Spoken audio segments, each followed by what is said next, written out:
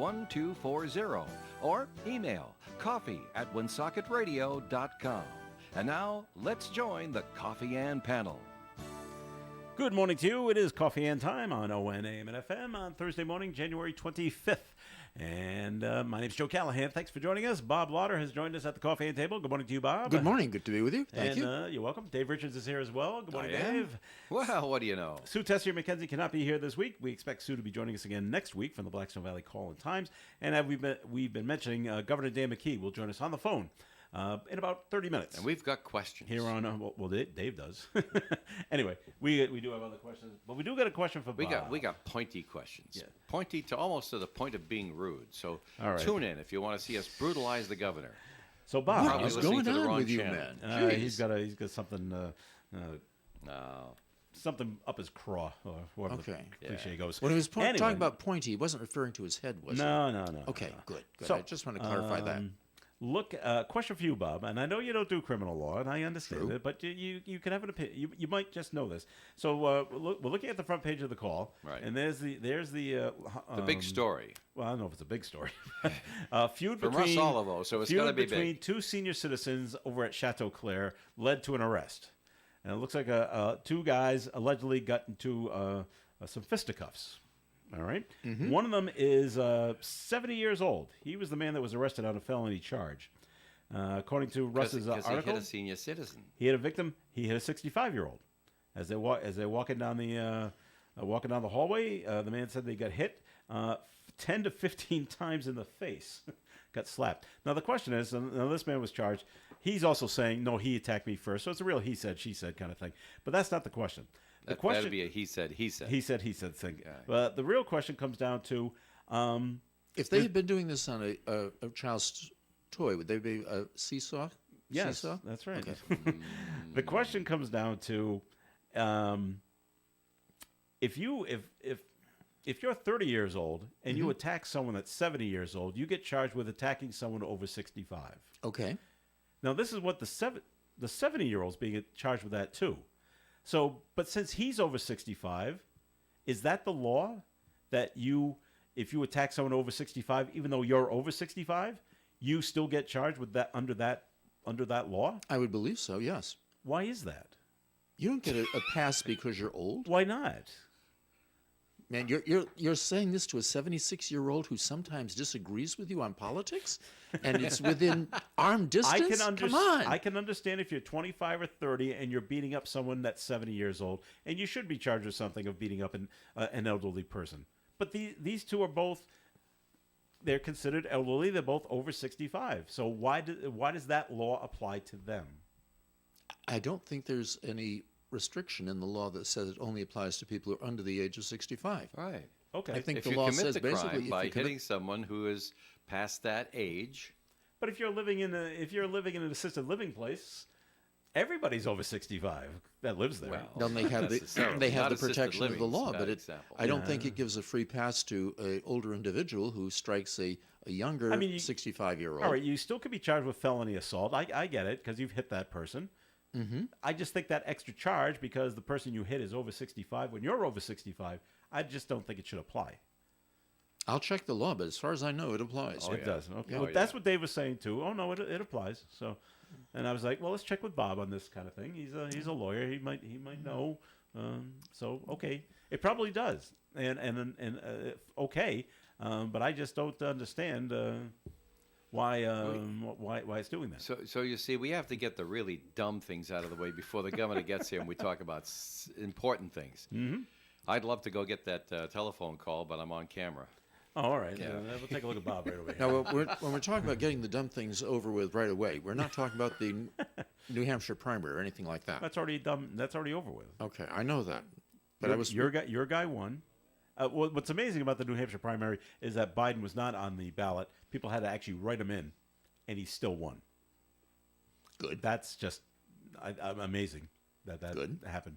And of course, your boy Trump won as well. So everything's good to go as we move on to South Carolina. Thank you for the reference. We are going to ask the governor about this, but there is a picture on the front page of today's Blackstone Valley Call and Times, an artist rendering of what the new high school is going to look like, the Unified High School in Pawtucket.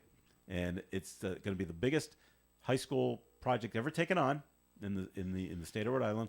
And boy, it looks like an office building. Is what it looks like. It's probably about 6 stories high, which Can you- surprises me.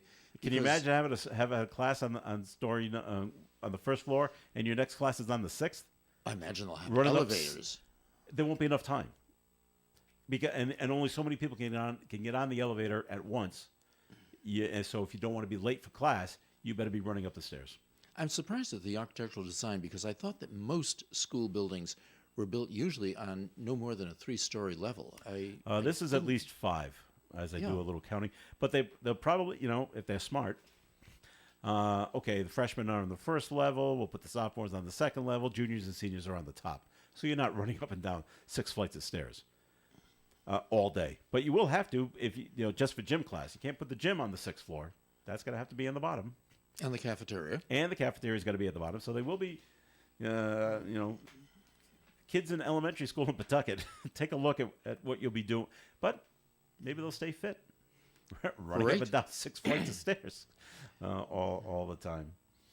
So I was surprised to see that the Woonsocket School Committee has endorsed the concept of building a new elementary school. Yeah, And basically Barryfield. closing down 3 three of them. 3 elementary schools.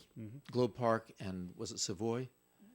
And Citizens. Citizens. Yeah. They're all schools. the one in Fairmont. all right, were built. Kevin Coleman School. Coleman. Mhm. Right, they're all built within my memory of lifetime, like in the late 50s, early 60s, and I haven't walked through any of those buildings, so I don't really know the condition of them. But it seems to me that unless you had some very serious structural defects in the buildings, renovation of the buildings could be a lot less expensive than constructing a brand new one. Okay, I got an answer for that one. Good. The answer, they all need work, first of all. And if you take one school and fix it, yes, that's going to cost less. But if we have to refurbish, let's use that word, refurbish all 3 schools, it'll be cheaper to build a new one. Okay, I don't know what they need to do to refurbish them. Roofs, I don't know what's leaking. I don't know what kind of electrical problems there might be. But this is what I've been told. It will cost less money to build a new school than refurbish all 3. Okay. And you can't refurbish one without doing the others. Well, And we can ask the governor. The state wants new schools like the one in Pawtucket, because there's around the state there's 9 being built, of which Woonsocket will be one, and they want no more neighborhood schools. They want a one unified place. Okay. Of course, again, in my ancient lifetime, I remember when we walked to schools, and that was why they Wow. had neighborhood schools. With the as horse? opposed- well, I don't know if horses had been civilized. Most of us went by dinosaur. But it's kids don't walk to school anymore, so the Well, some do. issue of public transportation for the kids is probably not a serious concern. It's going to happen anyway. But the school committee has already approved this. They did hear from people, the parents, and from students that don't want it. But if you're looking at it from just dollars and cents, it makes more sense to build something new if it's going to cost less in the long run. Okay, I defer to the school committee on this. They've done the studies. They know what they're doing. Yeah. Okay. So that's what's going on there. And that high school, by the way, in Pawtucket, the voters did approve a $330 million bond. The governor is in the front page of the paper today. They're holding him a check. That check's for $50 million. This thing is going to be monstrous. It costs a lot of money. Well, no word yet on what... Pawtucket already authorized yeah, they approved this. $330 million. Yeah. So the $50 million will help. Yeah. By the way, getting back to, we had the school committee on last night on the radio, as they had a meeting last night, and the decision's already been made, and they still had people, and the vast majority of speakers during the public good and welfare portion of last night's meeting, which you can catch online, by the way, if you want to go check it out at woonsocketradio.com. They all had something to say about it. Pros and cons? Students. Well, neighborhood people were largely against Mostly it. con, okay. One homeowner came up and said, "Look, I paid a premium on my house when I bought it in Fairmount because it was close to a school, and that increases the value. Now you're going to decrease the value of something I've already purchased. So are you considering that?" They had students coming up and talking about it. They also talked about, said one thing that you haven't considered, another member of the neighborhood is saying that criminals are prohibited from living next to a school by state statute, and this makes our neighborhood safer. Now you'll remove the school, and Anybody we'll can be move and anybody can move in, and that's not a good thing.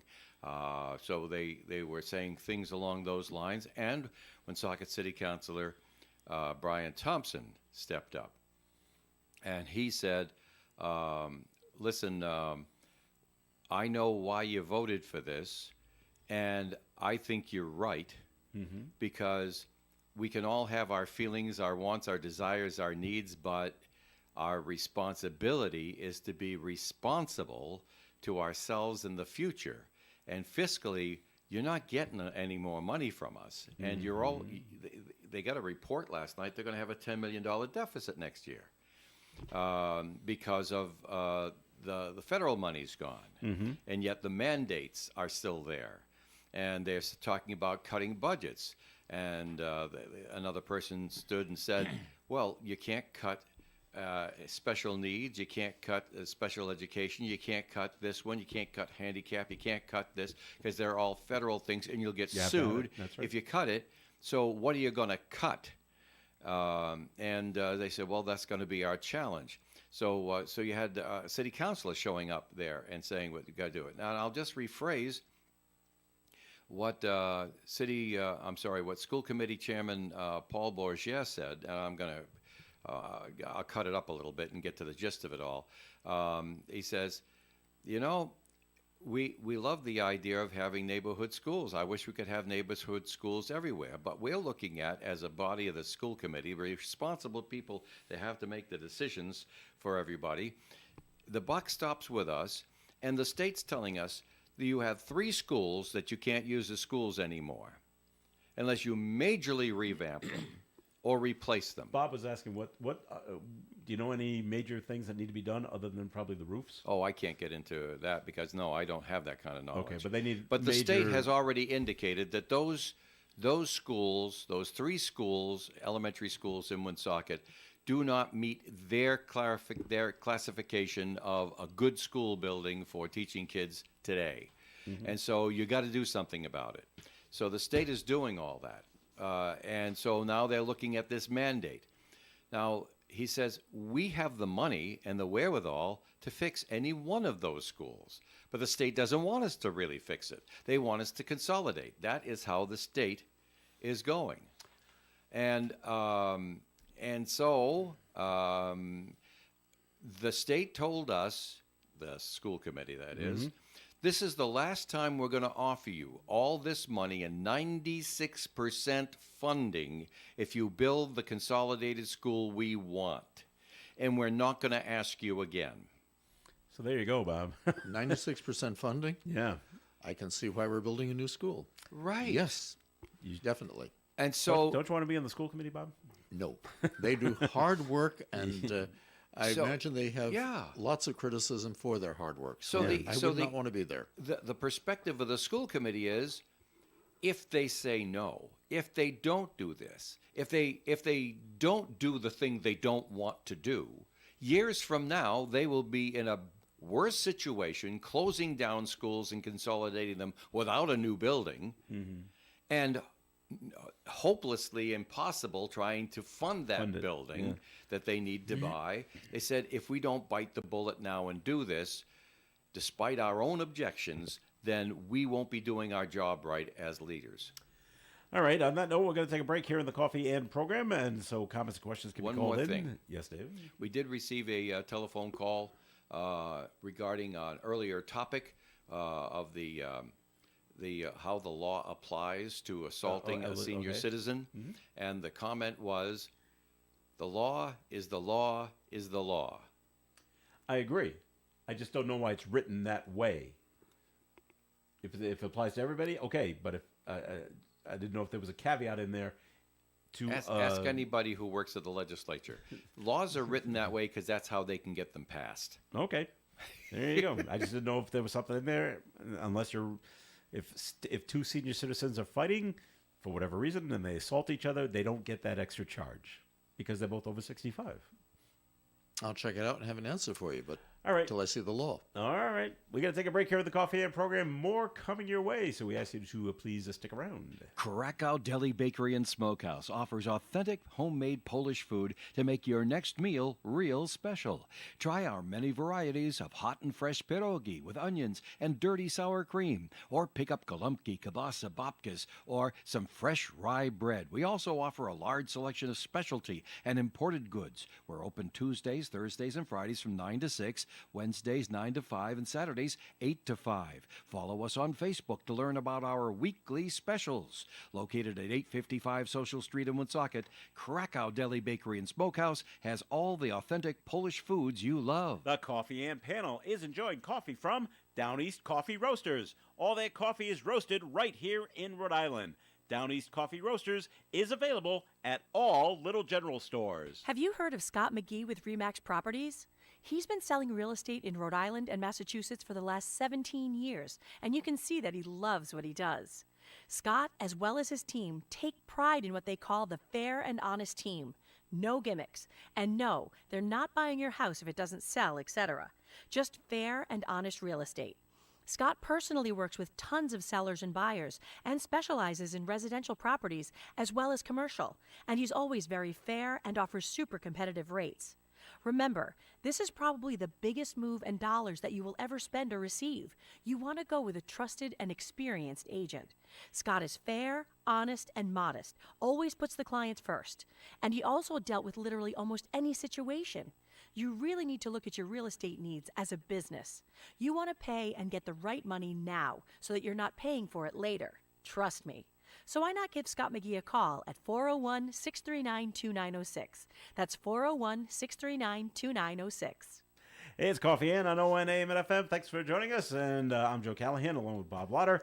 Dave Richards is here as well. The governor will be calling in about 15 minutes or so. And Scott McGee has a listing. He does have a listing, and we're pulling it up. Yeah, it's pulling it up on the screen over here. And I had no idea that they actually even had houses for $2.2 million.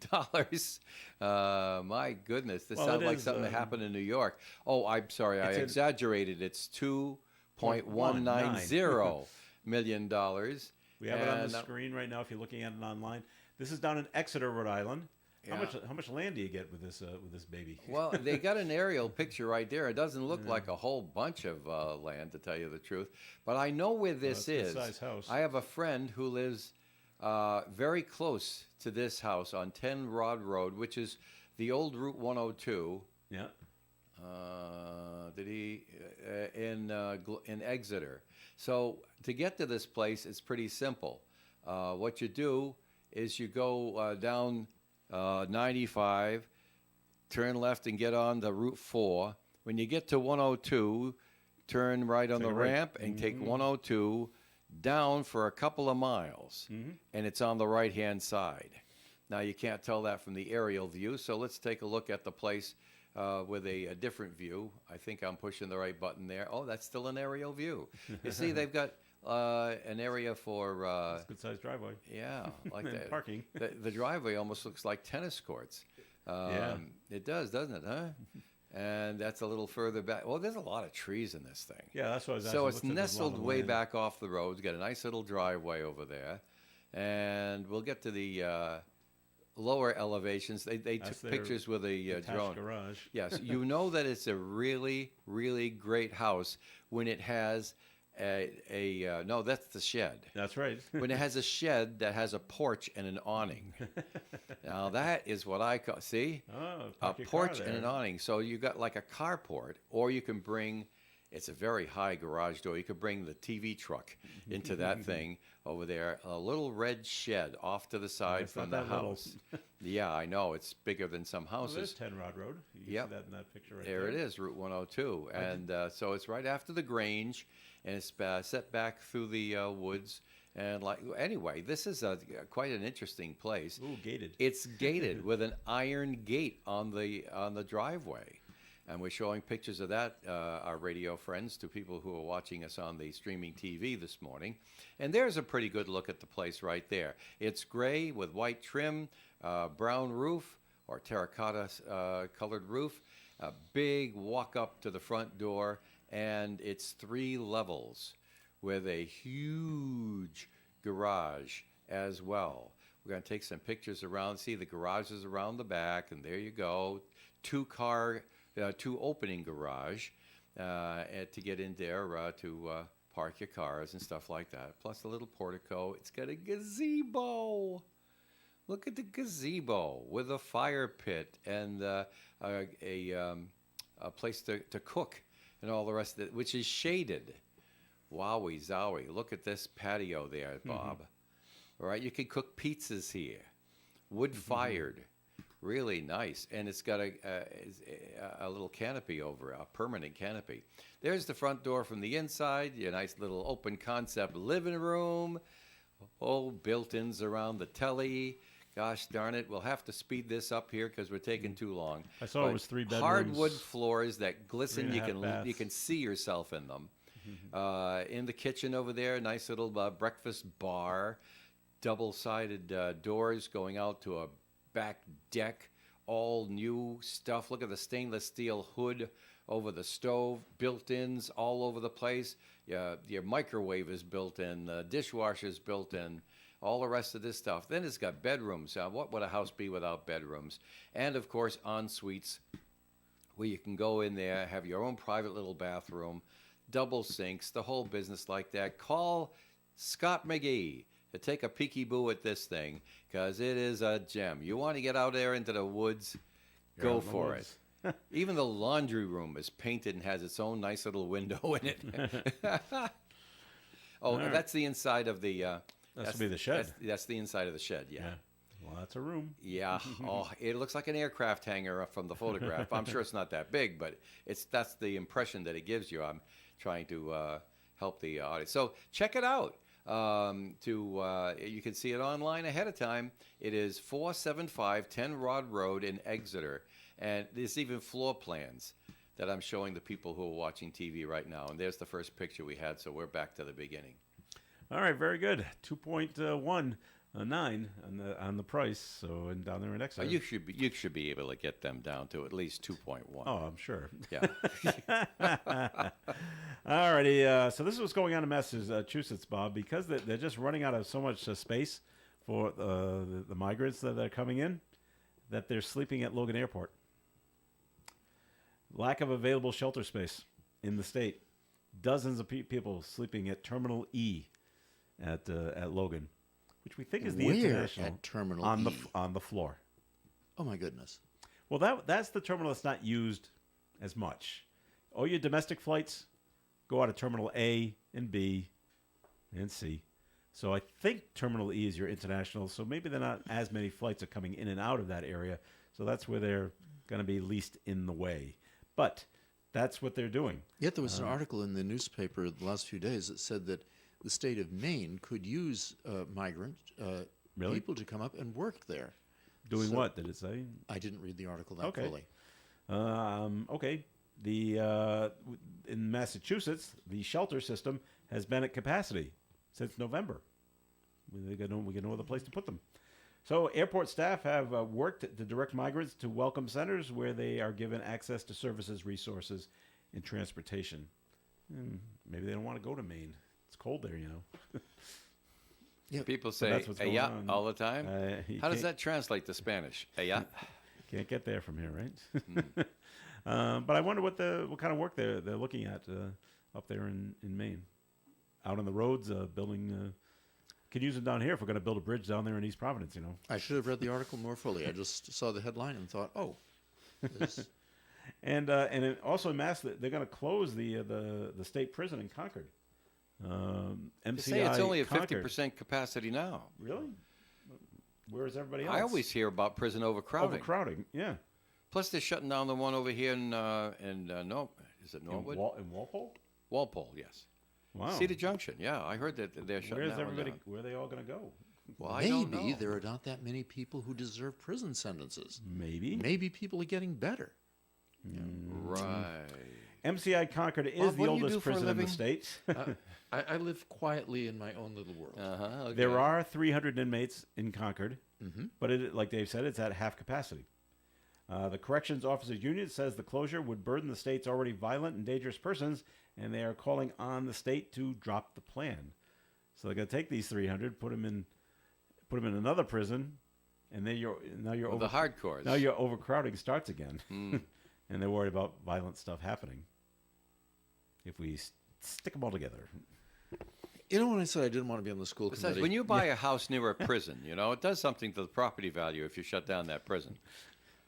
Yes, you don't want to be in the school committee, Bob? those two arguments were pretty novel when you talk about the school committee. I hadn't thought of either of those. Yeah, as and to I was the, just being silly here. No, I That mean when last you were talking comment I about made. the objections to the course. consolidated school. Yeah, right. Those two arguments were pretty novel. And I think they're hadn't salient, thought yeah. about either of them.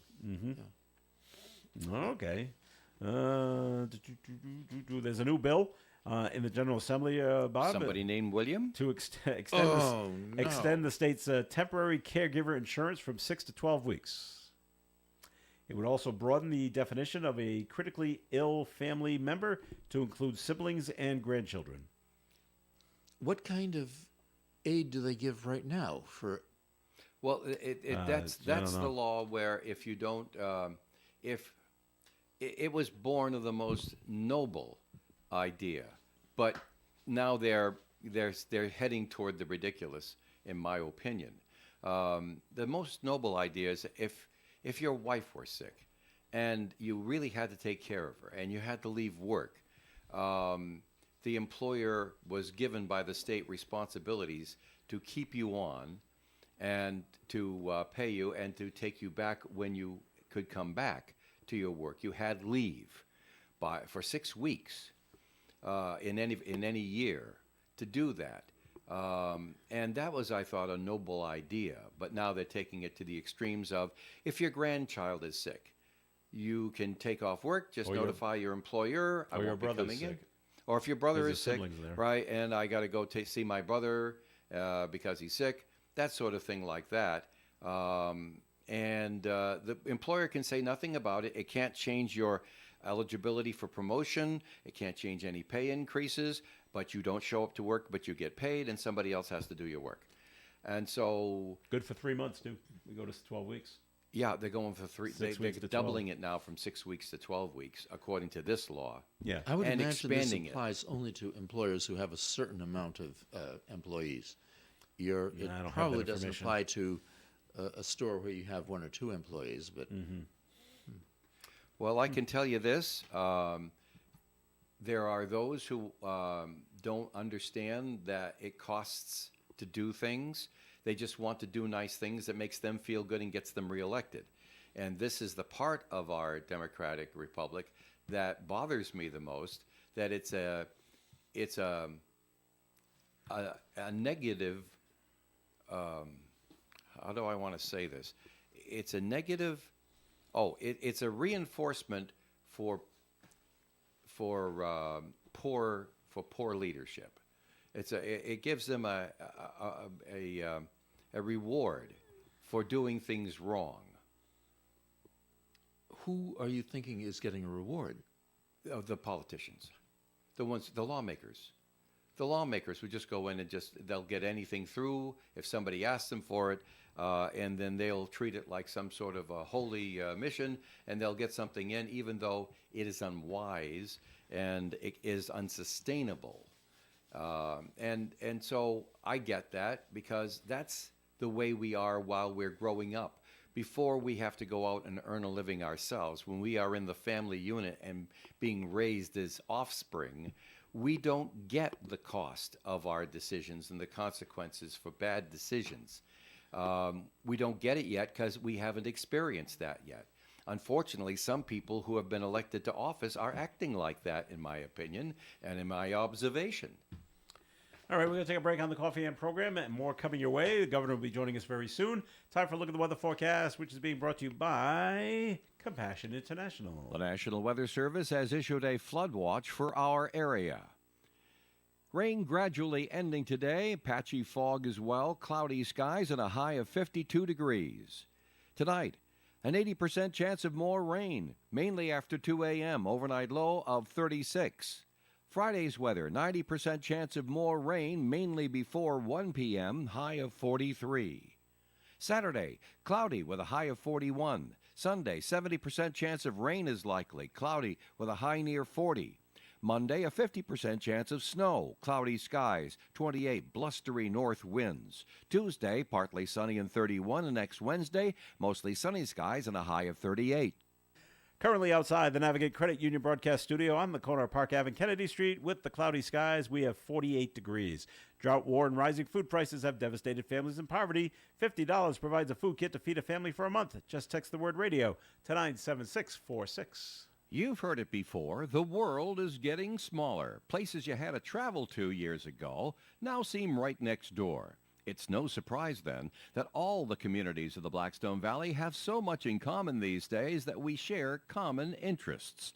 Keeping up with this trend, the Blackstone Valley's two daily newspapers, The Call and The Times, have joined forces to cover the entire valley in one convenient newspaper. The Blackstone Valley's Call and Times, a paper for the entire valley. At your local store, honor box, or home delivery, 767-8522. Hi, I'm Kathleen LaValle at The Honey Shop. Check out our Facebook page at The Honey Shop RI, and there you'll see a whole list of our new classes and lots of fun things to do. You could join us for making limoncello, pizzas, pasta making, cheese making, so many fun things to do and learn. Thanks, Kathy. Folks, if you love food, you'll love the Honey Shop, right behind the Dunkin' Donuts at Park Square in Woonsocket. For an Allstate agent, providing protection options that fit your life is something they take, well, personally. Allstate agents are committed to learning about your needs and helping customize protection to meet them. From bundling your home and auto insurance with ease to evaluating optional coverage, your Allstate agent can help build an insurance proposal that fits your life. And just as important as learning what you need is learning what you don't. Because helping you get coverage you want with savings you deserve is what Allstate is all about. It's time to get coverage that's catered to you. Are you in good hands? Call Kara and Celeste Benjamin at the Benjamin Agency. One agency, two locations in North Smithfield and Bellingham. One telephone number, 765-5000. Subject to terms, conditions, and availability. Allstate Fire and Casualty Insurance Company and Allstate Property and Casualty Insurance Company and affiliates, Northbrook, Illinois. We've unlocked the vaults, and we're replaying Casey Kasem's American Top 40, the 70s. This week is from January 16th, 1971. That's when Rare Earth was born to wander. Chicago asked, does anybody really know what time it is? Gladys Knight wondered, if I were your woman. And Dawn knocked 3 times. You'll hear those hits and all of the top 40 songs from January 16th, 1971, right here on American Top 40, the 70s. It's Coffee and on ON Radio. Joe Callahan here with Dave Richards and Bob Lauder. And Bob, time for first message from your law office as you are the sponsor of this segment of Coffee and. Thank you. Good morning. This is Attorney Bob Lauder. Last week, Joe Callahan so enjoyed the case involving the running boards on cars in the 1930s. What are those? I thought I'd dust off some other old cases involving means of transportation. The first is the case of the Woonsocket Street Railway Company versus the City of Woonsocket, and it dates back to 1900. That was a corker. In those days, the major means of municipal public transportation were trolley cars. In fact, if you looked at the pavement of Blackstone Street in front of my office, you can see where the trolley car lines used to be. The city had issued an ordinance that said for the public good, it required that straight railroad companies shall be constructed in the City of Woonsocket, commencing at Market Square, and then through specific areas of the city, primarily Fairmount and the Constitutional Hill. The Street Railway Company objected, and after a trial in the Superior Court, took an appeal to the state Supreme Court. The state Supreme Court ruled that the section of the state law under which the city operated intended to give large discretion to the municipalities on how to enforce the law. But in the present case, the narrow bridge on Sales Street and the nearness of the portion of the proposed layout to existing tracks rendered the order unreasonable. If you'd like to discuss legal matters with me, please contact my office for an appointment. My name is Bob Lauder. My telephone number is 762-4550. And the disclaimer. The Supreme Court of Rhode Island licenses all attorneys in the general practice of law. The court does not license or certify any attorney as an expert or specialist in any field of practice.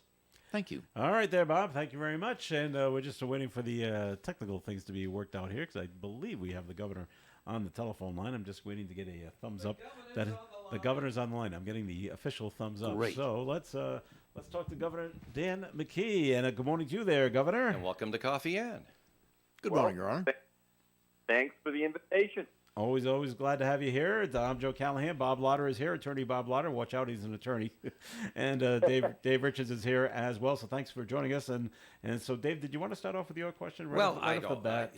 That's really not the way to do it. Joe's having some fun with me, Governor, because I've been spouting off privately of some things I'd love to ask you, because I'm steamed about a few things and stuff like that. Dave, was this a private conversation? Yeah. Semi-private. but just so that you know, we're just talking business here. We're not talking personalities, because I think the world of you. But you're the governor. I did want to ask you some questions. I need the governor to explain to me some stuff that doesn't make sense in my brain. Okay. And this has to do with some of the things you've been talking about. You've been talking about unemployment and looking at the rate and the rest of that stuff. Now, I don't want you to have to comment on this part of it, but there is very little. There are very few people I can find on any given day that believe the unemployment figures. In fact, a member of the DLT years ago confided in me that, we have to count the way the feds want us to count, because they want the figures to look good for them. And so we might count it differently, but we can't because we're under mandate. And so, Dave, shut up. And so, okay, I get that. But that aside, Dan, if the unemployment rate goes up in the month of December, how is that a sign of good things happening? Usually that's where the unemployment rate goes down. It's the 1 month of the year that everybody gets hired to work in the stores and things like that. I don't understand it. Can you explain it? Well, I tell you, I am going to get you Matt Weldon, who's the DLT director, to come on and explain to you, because we had the same question at one of our cabinet meetings last week. Oh, so I'm not the only one. I'm not the only one that's saying this. So I'm going to get you Matt Weldon. Yeah. But what I look at is, first of all, the data that we're using is the way that we've always measured it. So whether the unemployment rate is higher or lower, we're comparing against how we always compared it. You know what I'm saying? Yeah. So that's important to know, right? That somehow you're not making up numbers today to get to squeeze in a number that you want. You're comparing the way you've always compared it. So last year's unemployment rate is measured the same way. 10 years ago was measured the same way. So it's an apples to apples comparison. Right. On the bump up, we did talk to Matt about it. He did not see that as a problem. And historically, remember, I think you're referring to going like the 3.2%. Is that what you're referring to? Yeah. That went up, but we're still at 3.2%, which Matt will say is historically low for us. Absolutely historically low. So I'm going to get Matt back to you if you want to. But the two things I would quickly say is, one is the comparison is the same as the comparison that's been made historically. That's why you can say historically it's a low number. And the 3.2%, which is lower than the national rate, and the first time that in a long time that we've had an unemployment rate lower than the national rate, but now I think coming on almost 24 months. Yeah. So this is a positive. It's a positive piece. We know that we have a lot of job training going on. People who are looking for jobs. If you're hearing of people who are looking for jobs, let us know who they are. We will give them guidance on how to actually get a job if they're looking for a job. But so I think those two things. One is this is how it's been measured for decades against the same measurement, and 3.2% lower than the national average is a place that Rhode Island normally is not at. So that's a positive thing. All right. Now, Governor, I wanted to ask a question about education because I know you're very, very interested in education. But Bob has to leave to attend a court session, so I'm going to yield my time next to Bob for a question. Well, thank you. Okay. Your Honor, it's unfair because if I hadn't been warned ahead of time that you were going to be on this morning, I would have just been saying, I think you're doing a great job, and I really appreciate the way that you treated me and a client many years ago when you were mayor of Cumberland, and we went to talk to you about a project, and you were really good to a gentleman, and that was impressive. But Dave told me you were going to be here, so I did some research to come up with hard questions. Question is, first one, last year, Senator Mack introduced a bill which, if passed, would impose rent control on residential apartments. The bill failed to pass, but the senator claims to have reintroduced it again this year. Do you support legislation putting controls on the amount of rent which a landlord can charge to a tenant? Well, that's a broad question. I think in simple terms, no.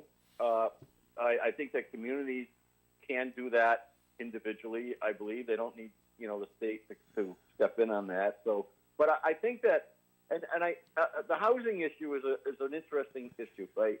We know that the rates have gone up, rents have gone up, and Woonsocket's been impacted as it was, during these times when the real estate property has really spiked in value really quickly. So what's going to happen in the real estate, I believe, is we're going to add more inventory.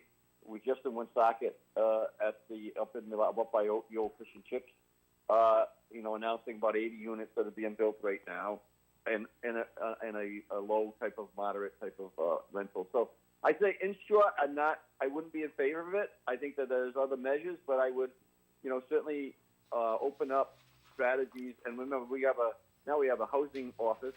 We have a secretary of housing. We meet with them every week. We're talking about, adding inventory to the market. But real estate goes up and down, and so you're going to see that. And so you're going to, whether it's house values or whether it's rental values. And then the focus that I really want to see, and I think it would help a community like Woonsocket, in all the communities, is I want to see more home ownership. Home ownership is a really important thing. That's why we're focusing on raising income. But somebody who owns a home against somebody who rents, the homeowner will have 40 times the equity or wealth that a renter will have. So I think that in general, the conversation, it should be on the table, but I think that local communities should be weighing in on that more than a state, enforcing something like that. All right, do you have something else there about it? Yeah, another one, Your Honor. Last year, legislators introduced a bill which, if passed, would penalize public and charter school librarians for allowing children access to books which were deemed obscene, basically as a form of book banning. Do you support such legislation? What one was that? That was trying to find my notes on that, but it was legislation was introduced by about 7 state legislators last year, and they've said that they may be trying to do it again this year. Which would basically, I thought you said I signed a bill like that. No. This did not pass out of the state legislature. No. I get an explanation on every bill I sign. I can't recall that one. Okay. No, I think that let's be careful on this type of stuff, right? We just had, I think that, let's be careful on this type of thing. Banning books just doesn't make sense. And yet at the same point in time, local, and we've seen that just now in I can't remember what community, Attleboro or something like that. North Attleboro. Took a book off the shelf and then had to put it back on the shelf because they were just overreacting. Let's not be overreacting. Local school districts, again, and local school boards, they have the authority. If somehow somebody's out of line, they do have the authority to do that. RIDE has the same authority as a school board has in terms of charters, and all the charters have school boards as well. So I would, again, leave that up to the local discretion and not to be, knee-jerk reaction on these things because somehow somebody wants to ban books that shouldn't be banned. All right. Bob, you're all set there? I'll pass on. I have one further, but let's hear from you guys first. Okay. Well, we're going to take a break here in the Coffee In program, so it's time for a second message from And you. Dan Wow. needs a cough drop. Yeah. You're feeling okay, are you, Governor? I still have a cough from Christmas, but I'm feeling good. All right, that's well, great. good. I have a cough drop in my mouth right now. All right, There you great. But I go. tell you, this is a different Coffee and show. I'm kind of enjoying it. We're really talking. If you guys want to start talking policy and instead of the weather, I'm always willing to do that. Great. Excellent. All right, go ahead, Bob. Thank you. Good morning. This is Attorney Bob Lauder.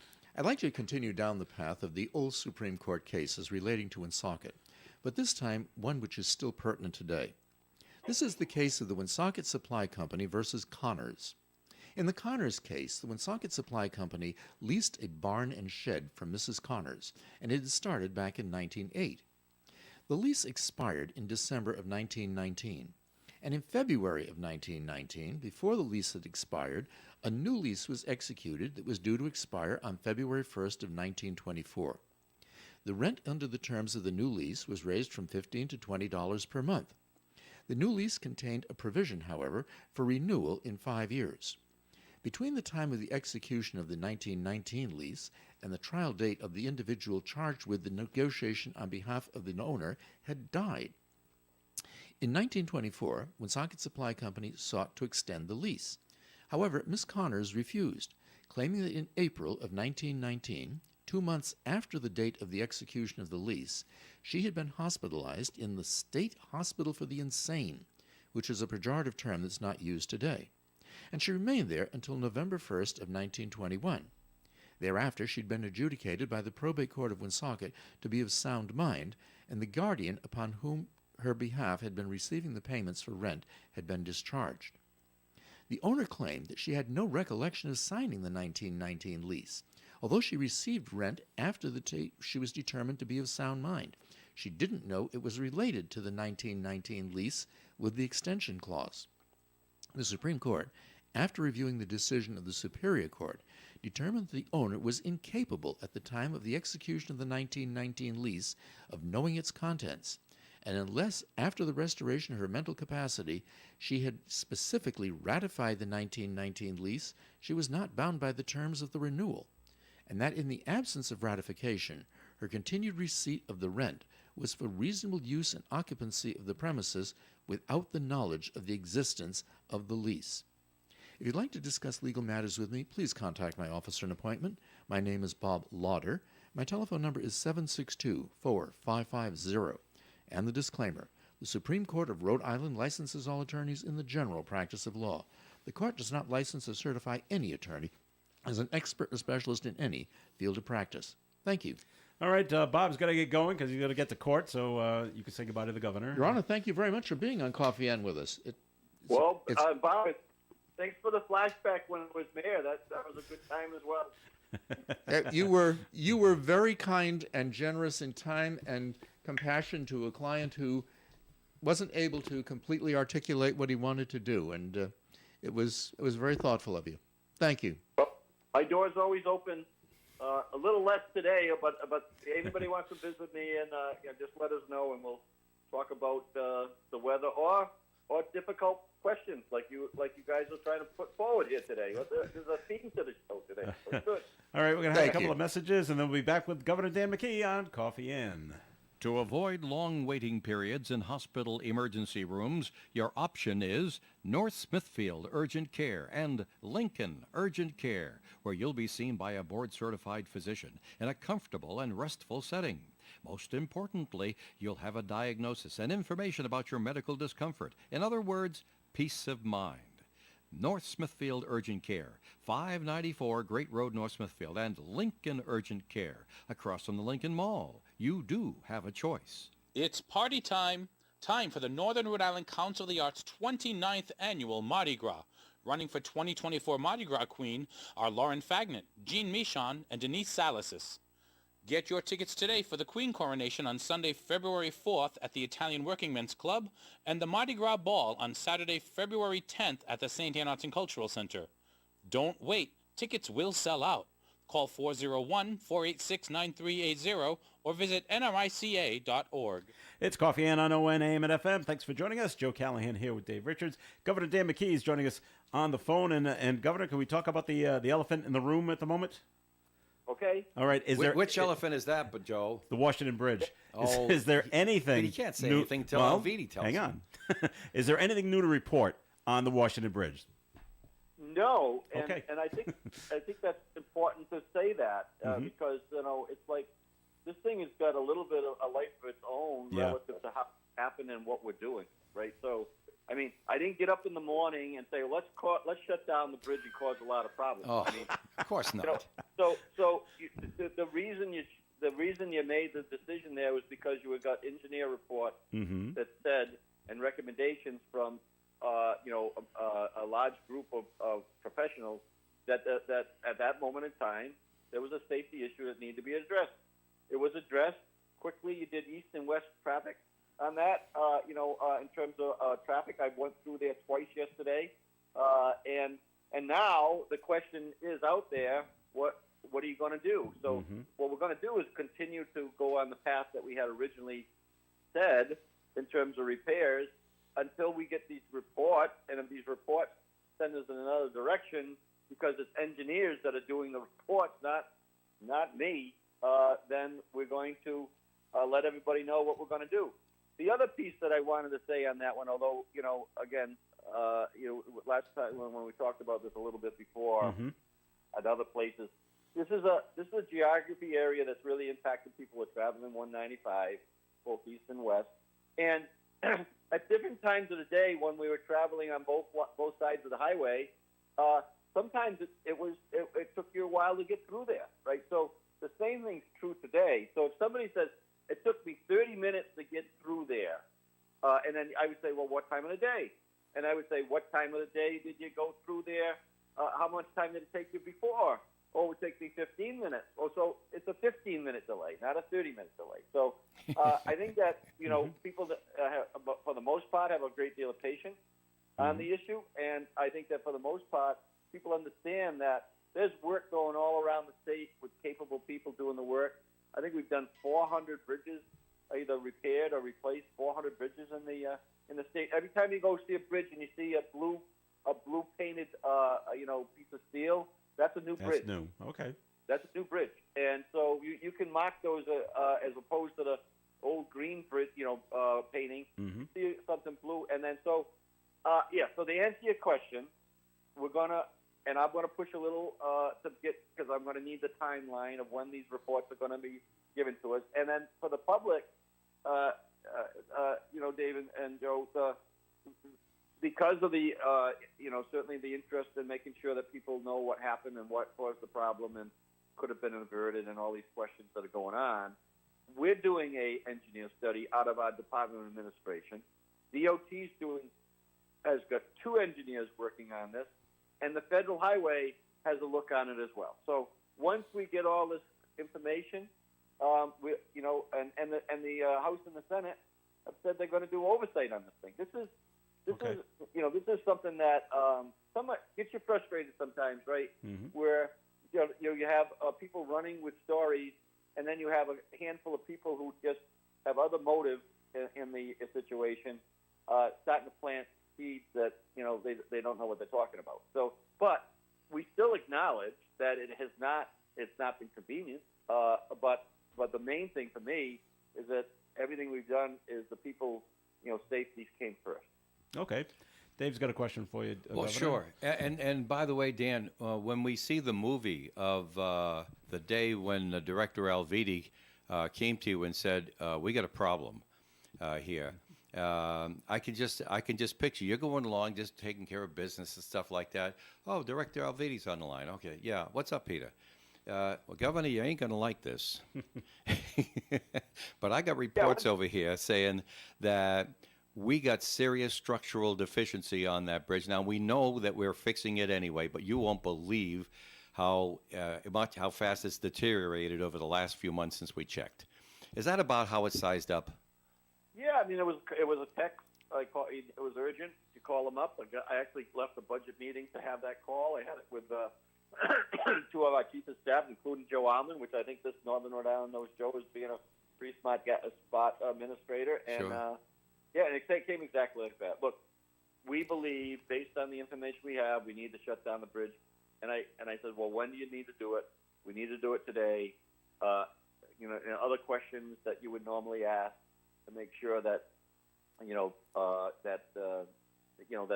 was a decision that needed to be made. And it was not, like I said, you didn't wake up that morning and say, let's cause everybody a lot of aggravation. No, of course not. And you didn't have previous reports that emergency was coming. The blame game starts afterwards, and unfortunately, Yep. some of my colleagues in the media pick up on that because they got to freshen up the story somehow, and they put it on the air. Yeah, I but mean, that's what not we how provided. emergencies really happen. No, emergencies happen; they're not planned, right? So Right.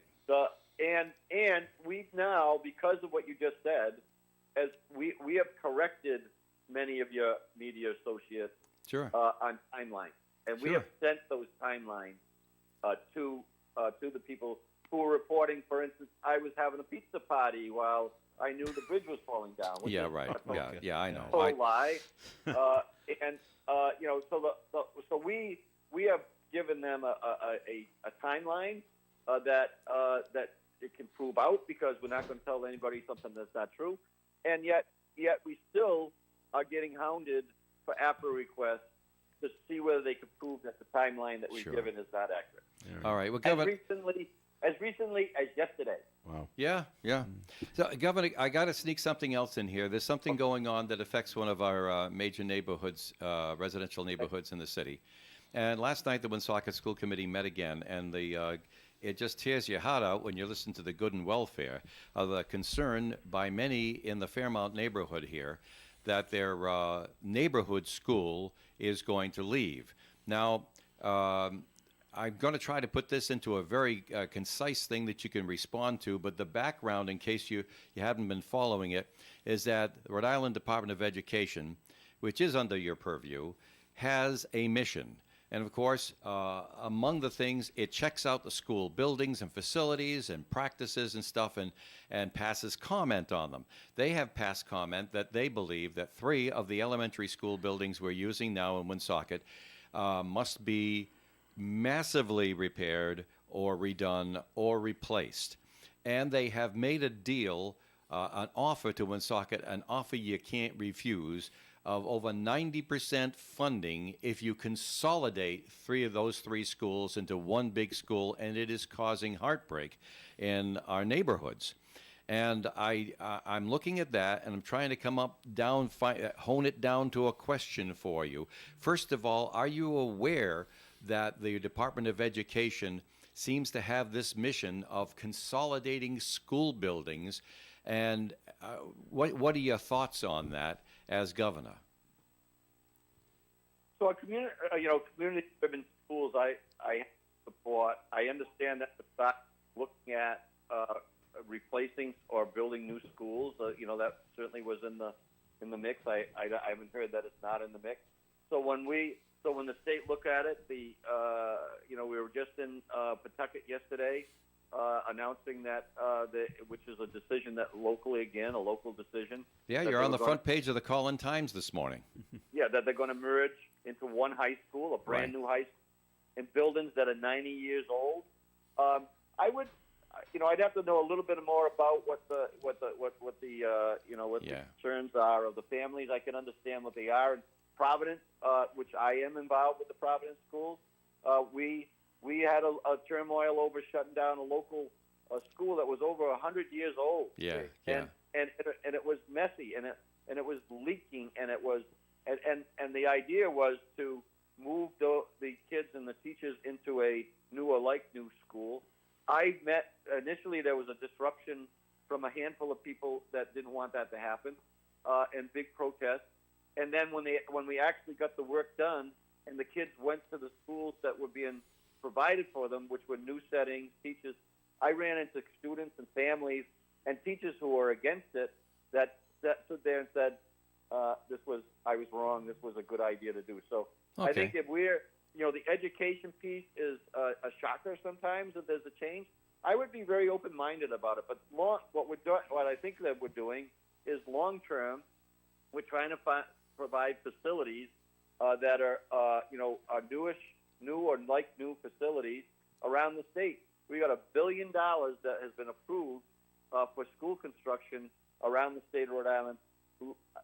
Woonsocket, I don't want them to be left out. So I would have an open mind for it. I would be listening to the options that are going on. And long term, we've made goals, right, that said that we're going to meet or exceed Massachusetts levels by 2030. Mm-hmm. I'm very focused on, personally, because of my interest in Woonsocket, on Woonsocket. Shortly, we're going to be putting together an outreach because one of the themes that we really want to really drive is that every home, every day, learning matters.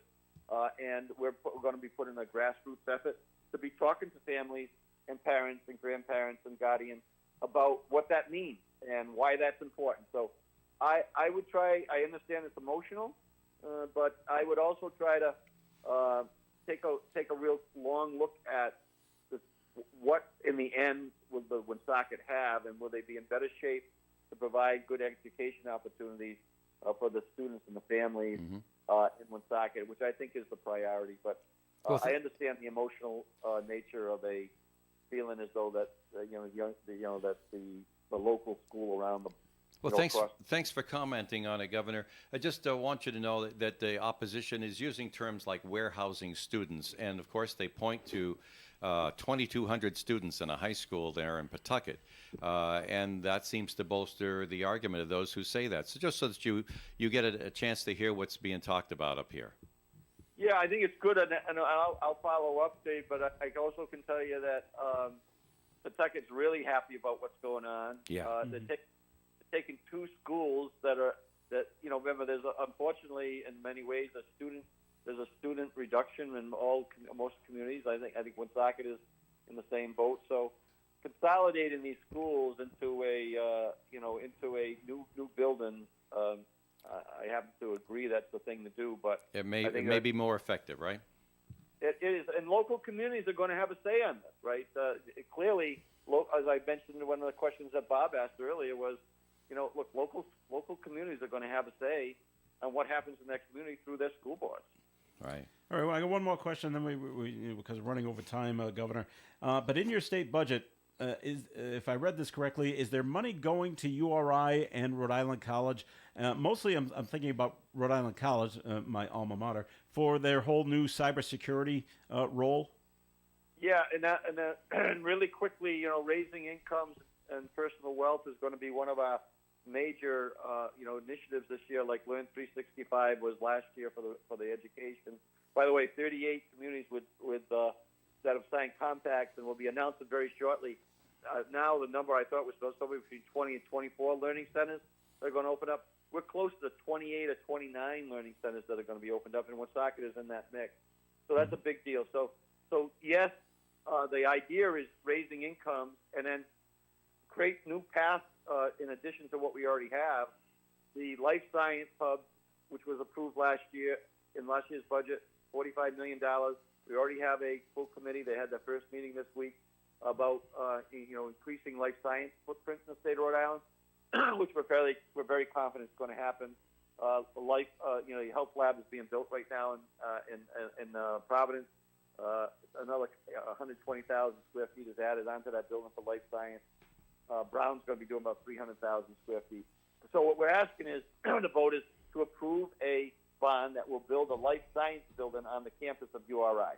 And that way we will be able to educate that workforce, and then that would be another reason why companies would establish themselves, because we'd have a pipeline of workers that could fill into the life science. Same thing at your alma mater, Rhode Island College.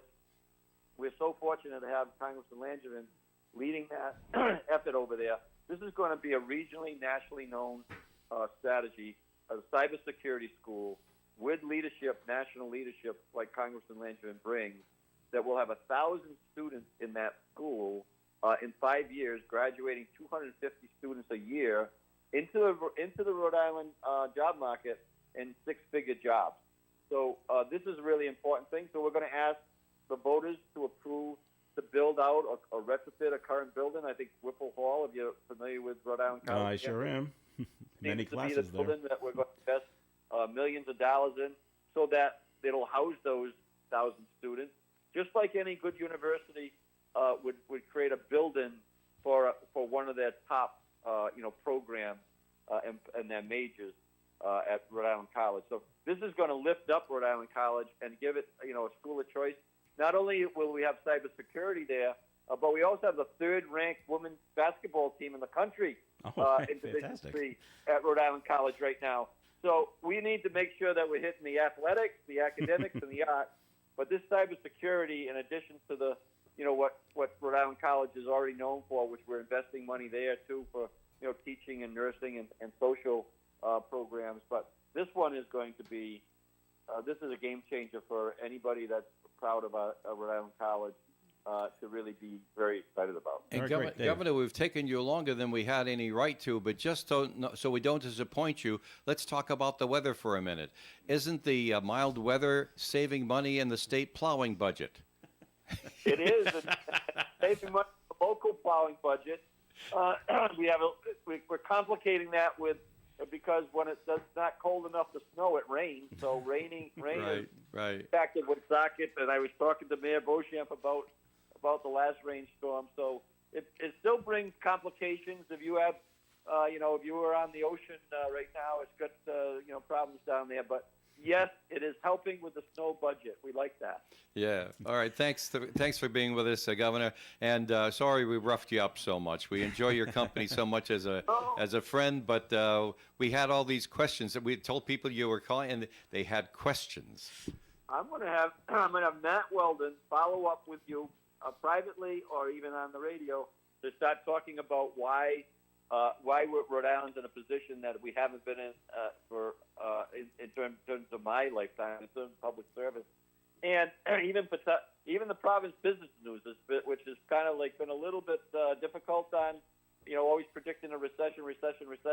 They had to admit yesterday at one of their broad meetings that they were wrong. We're not in a recession, and the state was right because we said we weren't going into a recession, and there's a great deal of opportunity out there, a lot of challenges, as you talked about, but we need to kind of focus in on helping people, get educated in a way and get the skills in a way where they can earn a living and raise their families. And that's what we're going to focus on this year and going forward. But I'm going to get Matt Weldon on with you, Dave. I'm going to have him call you. Have him call Joe Callahan. Joe will take care of him, Governor. Right. I will have him call whoever has the question. It seems like you did. Dave has the question. All right, yeah, call me then. Call me. All right, Governor Okay, Dave that's what I'm McKee. gonna do. Thanks for joining us on the Coffee and program. Always a pleasure having you on. Well, it's always great to be up in Woonsocket. All right, thanks, Governor. Yep. And our thanks to Attorney Bob Lauder, who joined us on the Coffee and a little bit earlier. Dave, thanks for coming in as well. Oh, this was stimulating, Joe. Yep. And my name's Joe Callahan. Have yourself a great day, everyone. And stay tuned. Gary Smith and the crew. Do You Remember's coming up next at 9:30 on ON Radio.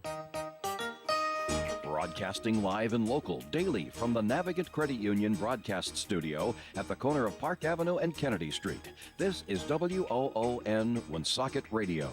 And now, the news.